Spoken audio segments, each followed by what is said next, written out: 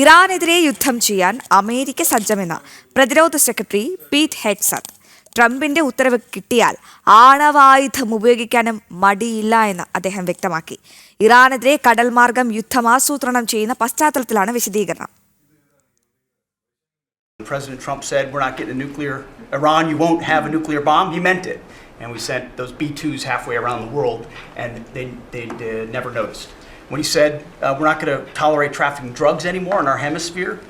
We treat them like the Al-Qaeda of the Western Hemisphere." He meant it, and we're executing that. When you said, "Mr. President, we're securing the border," the military was proud to do their part alongside Homeland Security to do that. Same thing with Iran right now.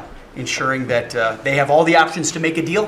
They should not pursue nuclear capabilities. We will be prepared to deliver whatever this president expects of the War Department.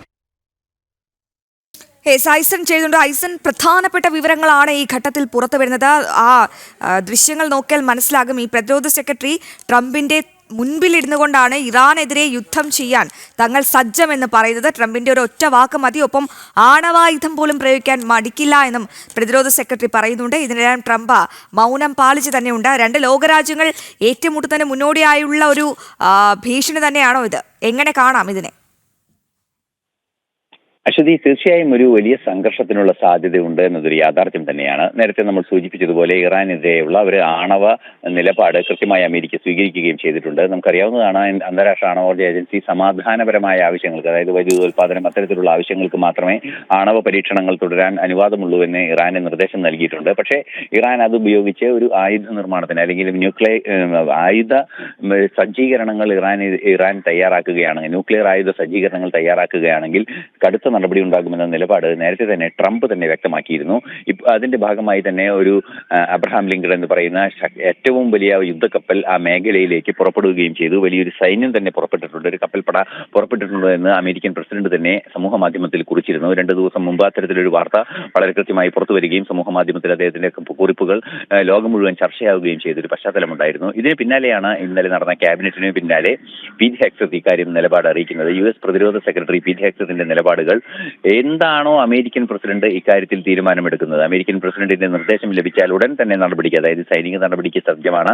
Abraham Lincoln ഉൾപ്പെടെയുള്ള കപ്പലുകൾ ആ പ്രദേശത്തേക്ക് എത്തിക്കഴിഞ്ഞു എന്ന ഒരു സൂചന തന്നെ, അതായത് ഒരു യുദ്ധസജ്ജമായി ഇറാനെ നേരിടുന്നതിന് സജ്ജമായ രീതിയിൽ ഡിപ്ലോയ്മെന്റ് സൈന്യത്തിന്റെ നടന്നു കഴിഞ്ഞിരിക്കുന്നു എന്ന് കൃത്യമായി തന്നെ അദ്ദേഹം സൂചിപ്പിക്കുകയാണ് ചെയ്തത്. മാത്രമല്ല, മറ്റൊരു പ്രധാന കാര്യം കൂടി എടുത്തു പറഞ്ഞത്, ഏത് തരത്തിലാണോ ആണവധാരണയിലെത്തുന്നത്, അതായത് ആക്രമിക്കാനുള്ള സാധ്യത ഒഴിവാക്കുന്നതിനെ ആണവധാരണയിലെത്തണം, ഒരു മേശയ്ക്ക് ചുറ്റുമിരുന്ന് ചർച്ച ചെയ്ത് ആണവധാരണയിൽ എത്തണം എന്നൊരു നിലപാടാണ് ഇറാനോട് അമേരിക്ക മുന്നോട്ട് വെച്ചത്. അങ്ങനെ ഒരു ആണവധാരണ തയ്യാറാക്കുന്നതിനെ എന്ത് തരത്തിലുള്ള സഹകരണത്തിനും തയ്യാറെന്ന നിലപാടാണ് വളരെ കൃത്യമായി തന്നെ അദ്ദേഹം അറിയിക്കുകയും ചെയ്തിരിക്കുന്നത്.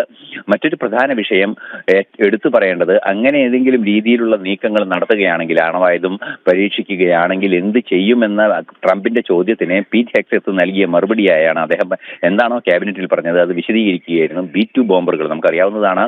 ഓപ്പറേഷൻ മിഡ്നൈറ്റ് ഹാമർ ഉൾപ്പെടെയുള്ള അതിശക്തമായ ഇറാനെതിരെ നടന്ന ആക്രമണങ്ങളിൽ അതിശക്തമായ അമേരിക്കയുടെ തന്നെ ലോകത്തിലെ തന്നെ ഏറ്റവും ശക്തമായ B-2 ബോംബറുകൾ ഉപയോഗിച്ച്, തീർച്ചയായും അശ്വതി സൂചിപ്പിച്ചതുപോലെ ആണവ ആക്രമണ സാധ്യത സജ്ജമായ B-2 ബോംബറുകൾ ഉപയോഗിച്ചുള്ള നടപടിക്ക് സജ്ജമാണ് എന്നും അറിയിച്ചതായി അദ്ദേഹം പറയുന്നുണ്ട്. സ്വാഭാവികമായും ഒരു യുദ്ധത്തിനുള്ള സാധ്യത മുൻകൂട്ടി കാണുന്നുണ്ട് അമേരിക്ക. പക്ഷേ എന്ത് തന്നെയായാലും ഒരു അത് തന്നെയാണ് ഏറ്റവും പ്രധാനപ്പെട്ട വിവരങ്ങളാണ് പുറത്തു വരുന്നത്.